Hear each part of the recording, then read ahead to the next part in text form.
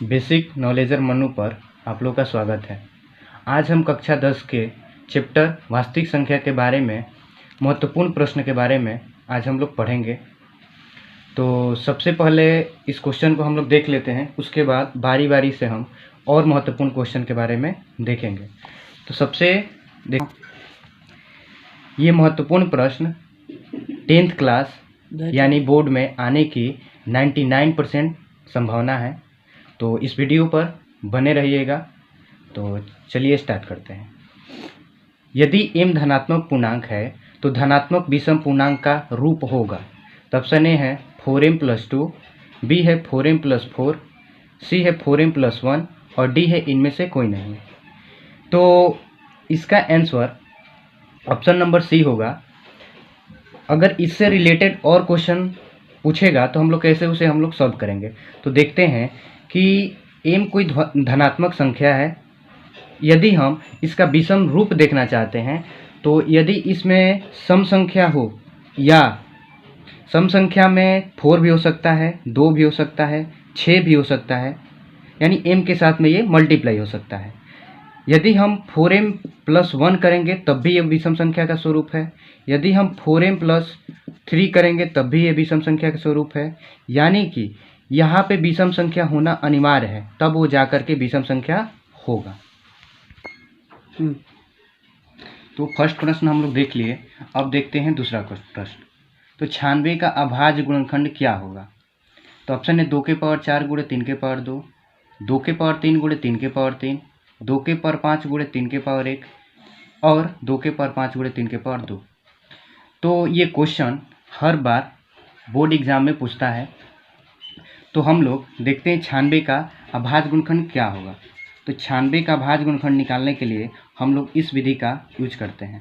तो 2 से पहले काटेंगे तो क्या होगा 48, फिर 2 से तो हो जाएगा 24, 2 से 12, फिर 2 से 6, 2 से 3।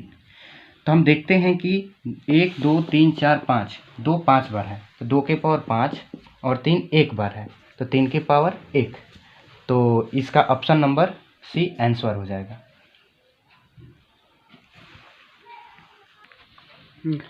इसी में और एक प्रश्न पूछता है कभी कभी कि 96 का अभाज्य गुणनखंड कीजिए और इसमें बताइए कि 2 का घात कितना है या 3 का घात कितना है। तो हम लोग देखते हैं यहाँ पे कि 2 के पावर यानी कि 2 का घातांक कितना है। तो 2 का घातांक है 5। यहीं पे पूछता है कि 3 का घातांक कितना है। तो यहाँ पर है 1। तो 2 का घातांक पूछता तो आंसर होता 5, 3 का घातांक पूछता तो आंसर होता 1। रेडी। अगला क्वेश्चन देखते हैं 3 नंबर। सबसे छोटी अभाज्य संख्या और सबसे छोटी भाज्य संख्या का गुणनफल क्या है। तो ऑप्शन ए है 10, बी 6, सी 8, डी 4। तो सबसे छोटी अभाज्य संख्या 2 होती है और सबसे छोटी भाज्य संख्या 4 होता है। इन दोनों संख्याओं का गुणनफल पूछ रहा है तो इसका आंसर होगा 8, 4 दूनी 8, ऑप्शन नंबर सी। इसी में देख लेते हैं कि सबसे छोटी अभाज्य संख्या तो 2 है, सबसे छोटी भाज्य संख्या 4 है। यदि इसी का पूछे कि HCF कितना होगा, HCF कितना होगा 2 एवं 4 का HCF, तो 2 और 4 का HCF होता है 2। यदि हम मेथड से इसे निकालेंगे कैसे होगा 2, तो 4 को भाग देंगे 2 से, 2 दूनी 4। ये पूर्णतः 2 से कट रहा है, 2 भी कटेगा 2 से, 4 भी कटेगा 2 से, इसलिए इसका HCF 2 होगा। तो और अभाज्य संख्या किसे कहते हैं। अभाज्य संख्या इसी में देख लेते हैं। तो अभाज्य संख्या हम उसे कहते हैं जो संख्या 1 से और अपने आप से कटे, उसे अभाज्य संख्या कहते हैं। या दूसरा भी परिभाषा इसका होता है कि जिस संख्या का गुणनफल 2 हो, केवल 2 हो, उसे अभाज्य संख्या कहते हैं। जैसे 2, 3, 5, 7 etc, यानी बहुत सारा भी हो सकती है संख्याएं। एक नहीं है क्योंकि ये अपने आप से कटती है। इसका गुणनखंड एक ही होगा। अगर इसका गुणनखंड 2 होगा यानी कि एक तो अपने आप से कटती है और कोई एक संख्या इसको काटती तो 2 हो जाता, लेकिन इसलिए एक इस अभाज्य संख्या नहीं है। भाज्य संख्या, तो भाज्य संख्या का हम लोग परिभाषा दो तरह से बोलते हैं। एक तो बोलते हैं कि जिसका गुणनखंड 2 से अधिक हो, जैसे में 4 1 से भी कटता है, 2 से भी कटता है और खुद से भी कटता है। तो 4 का गुणनखंड 2 से अधिक है, तो इसलिए 4 क्या है, भाज्य संख्या है।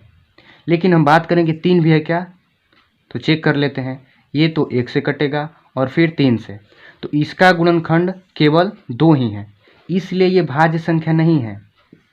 ये क्या है, तो अभाज्य संख्या है।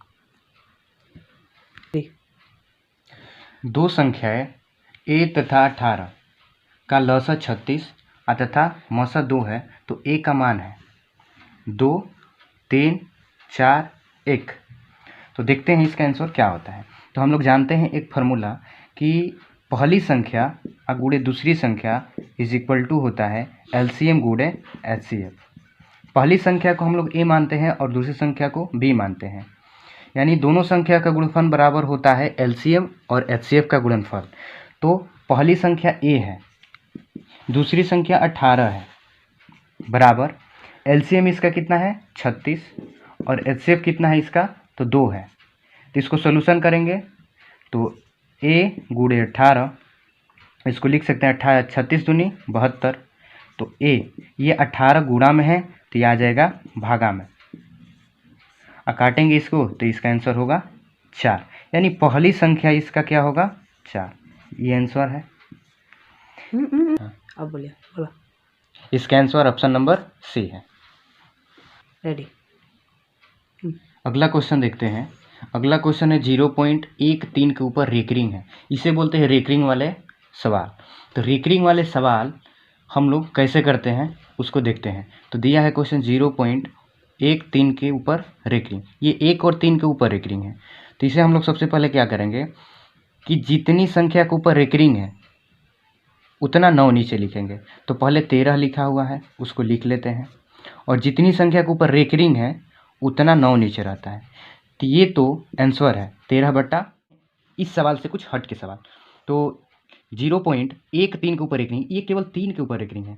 तो हम लोग क्या करेंगे, सबसे पहले जो संख्या लिखे उसको लिख लेंगे, 1, 3, 13 लिख लिए, और इसमें से क्या माइनस करेंगे, जिसके ऊपर रेकरिंग नहीं है।